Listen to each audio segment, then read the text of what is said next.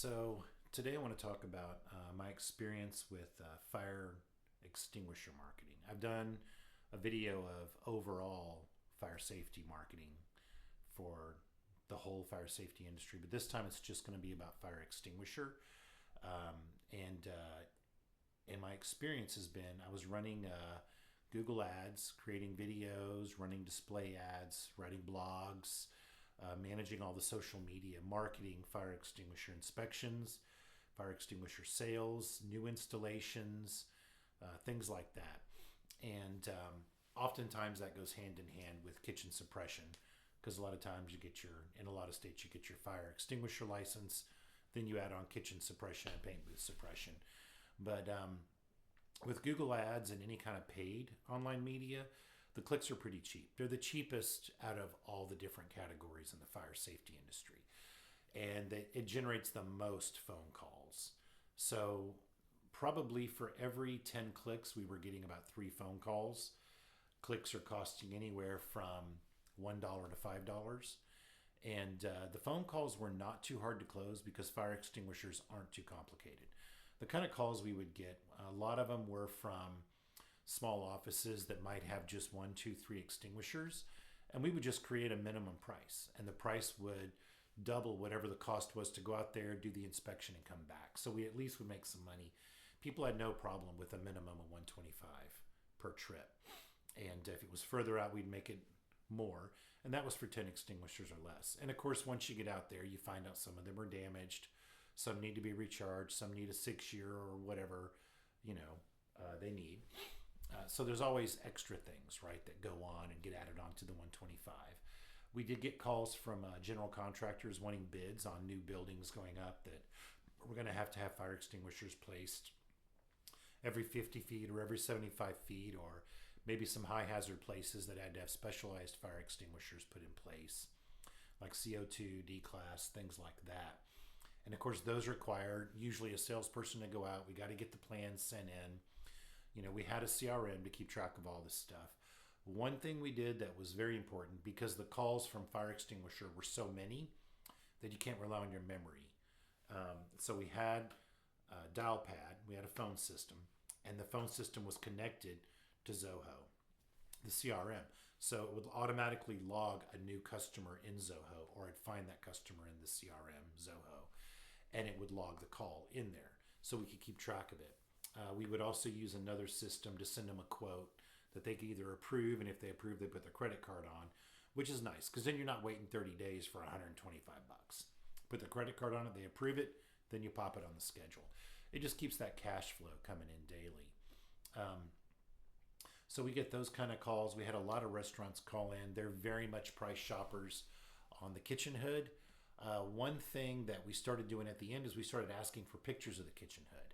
Not only to see what kind it was or what kind of system it was to make sure our guys knew how to work on it or knew how to inspect it or repair it, but also to see if it was filthy, because sometimes these people haven't had it inspected in 3 years and the fire marshal just caught them and it's filthy, and we got to charge extra because we got to soak things and take it apart and stuff like that, and we know we're going to have to bring extra nozzles and caps and blow off valves and things like that. So it's very busy on the phones. So if you're going to run fire extinguisher marketing aggressively and not just rely on word of mouth, you want to have someone assigned to the phones all the time. You want to train them very well how to handle the call, because fire extinguisher phone calls can go wrong very quickly if you have like a person answering the phone that doesn't take charge.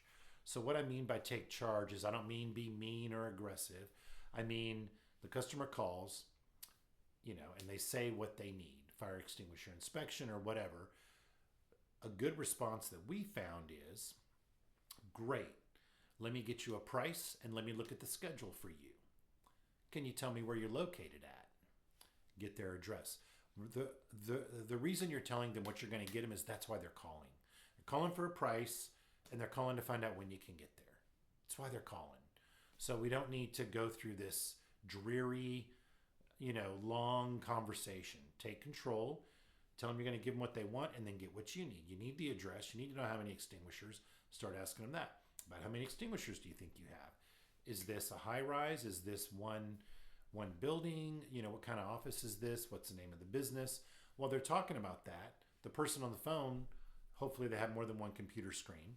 They go look at where they are on Google Maps to make sure they have an idea of how far the tech's going to have to drive to get there.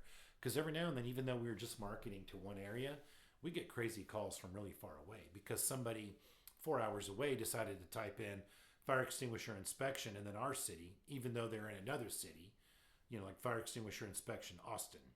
Well, then they're actually in Dallas, but they typed in Austin for some reason, or maybe it auto-populated. So we want to make sure that they're even within the vicinity.